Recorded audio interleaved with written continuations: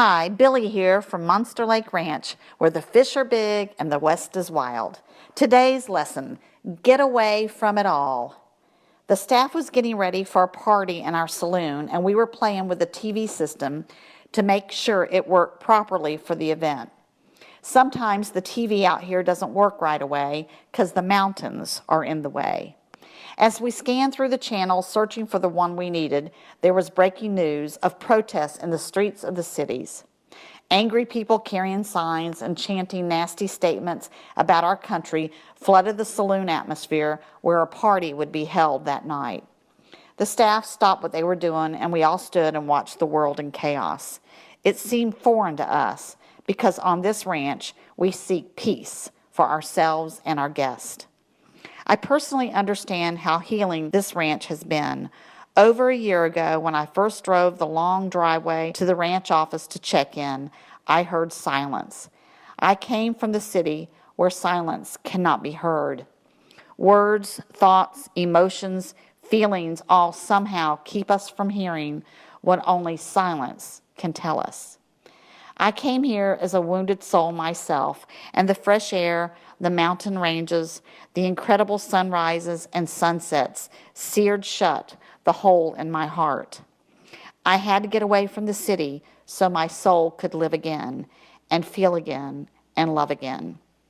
The song, Sounds of Silence, played in my head as I watched the protesters on the screen. I grew up in the 60s, and this was a big hit during that time when protesters shouted, "Peace, no war." The words, "And in the naked light I saw 10,000 people, maybe more, people talking without speaking, people hearing without listening."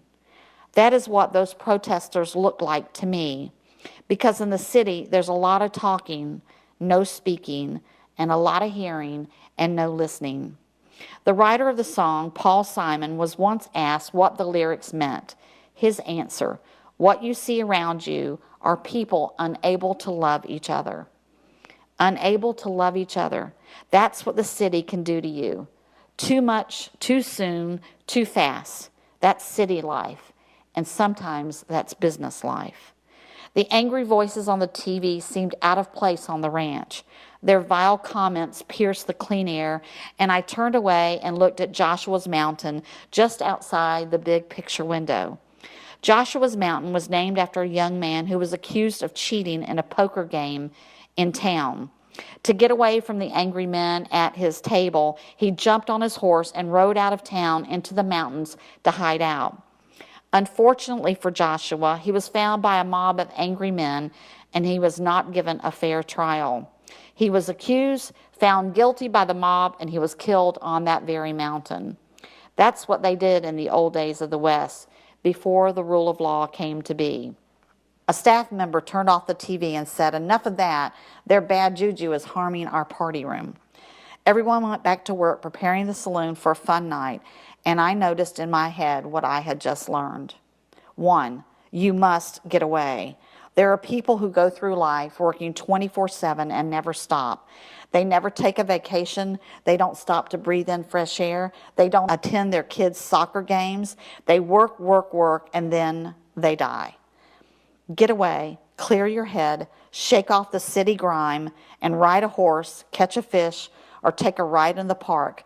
Real leaders rest. 2, think for yourself.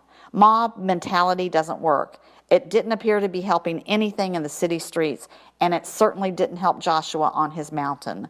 Group thinking dismisses individual creativity, uniqueness, and independent thinking, and it could, like Joshua, cause death of an individual, a business, or a nation. 3, turn off the negativity and take a hike. Count your blessings. Get away from the drama. Add some fun to your life. Breathe in some fresh mountain air. Love your neighbors and try to understand them even if you are different from them. And never, ever cheat in a poker game or in life. This is Billy signing off from Monster Lake Ranch, where today it became even more apparent that ranch life is the best way to learn how to live in the city and how to run a business. God bless you, and please God, bless America.